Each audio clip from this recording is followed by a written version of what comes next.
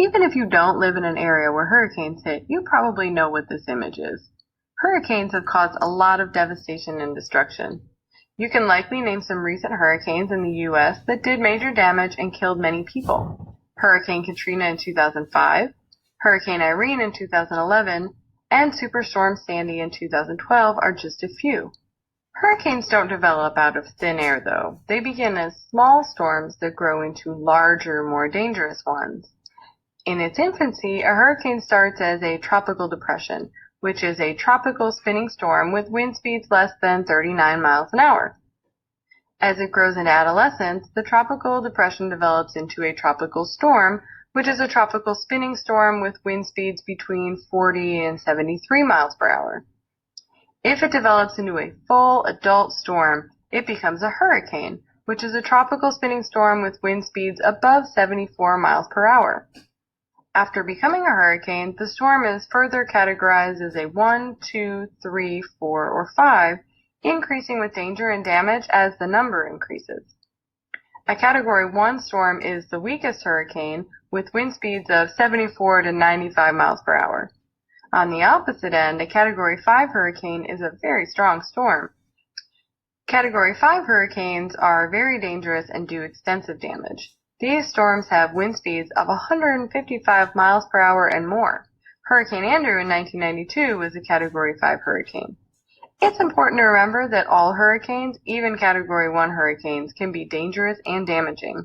Hurricanes follow the path of least resistance, which is why they travel west across the Atlantic, and also why hurricanes rarely hit the west coast of the United States.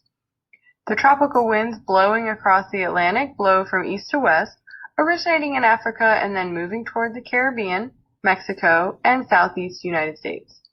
There's also a reason why Oklahoma doesn't get hit by hurricanes, but Florida does.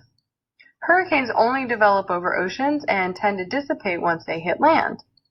Over the tropical ocean regions, warm, moist air rises straight upward, which creates thunderstorms.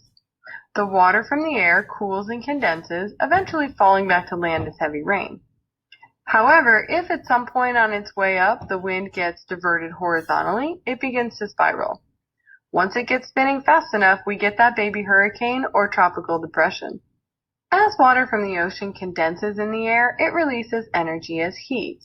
This is the very energy that will intensify and drive that baby storm into a tropical storm or full-on hurricane. The condensation is also what produces all the rain that comes with a hurricane, and the heat released helps the storm itself rise in the air. As it rises, it sucks up surface air, which creates a low-pressure area in the center, also known as the eye of the hurricane.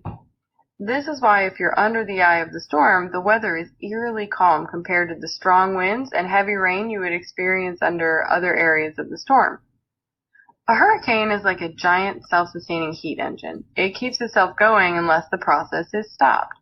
Condensation of the ocean water releases heat, which draws moist air from the ocean up into the eye of the storm.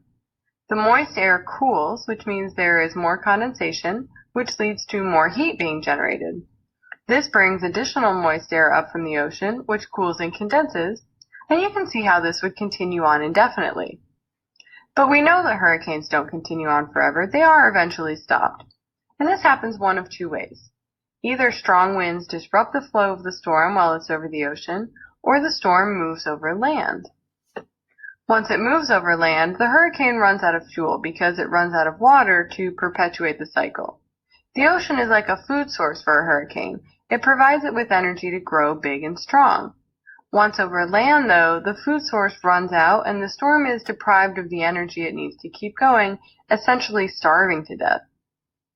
Think about Oklahoma again. No hurricanes, right? This is because Oklahoma is too far inland.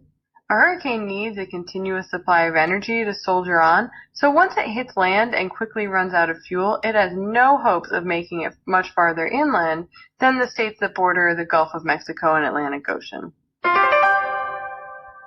Hurricanes are like living storms. They start out as small baby storms, develop into adolescent ones, and may eventually become full-sized adult storms if they get enough energy to build up that large. Hurricanes develop from tropical winds over the ocean. Most of these winds move vertically and create thunderstorms. Sometimes, though, the winds get diverted horizontally and start spinning.